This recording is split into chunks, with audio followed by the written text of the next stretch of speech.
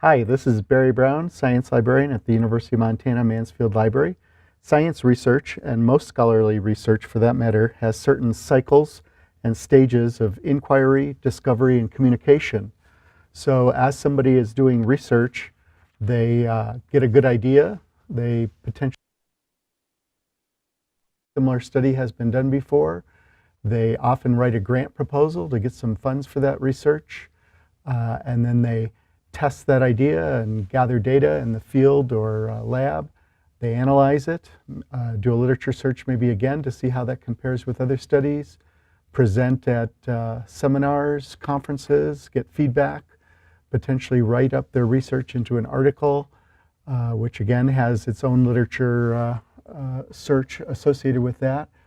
Potentially that information is repackaged more broadly into a book chapter or book, even an encyclopedia, and have new ideas and go back and start all over again. So that's kind of the sequence of that process. And at each stage of that process, there are different information products produced. So there's different arrows on this diagram for the research cycle versus the information products produced at each stage. So early on, when you get funding, often the National Science Foundation or National Institute of Health for Science Research are big funders. Other government agencies also fund research. Those big public funders have grant award databases, and you can search in those databases and often find descriptions of ongoing research. If that's truly novel or new research, you may not see that in the literature yet, so it's a unique information product. As people are carrying out their research, often they're gathering data, and those data sets are eventually archived often in repositories. More and more public funders are requiring not only articles but data sets to be available to other researchers. And there are ways to search repositories for data sets. For conference proceedings and even departmental seminars, often web search engines will lead you to those kinds of information products, summaries of research. At some conferences, all you have is an abstract of the presentation.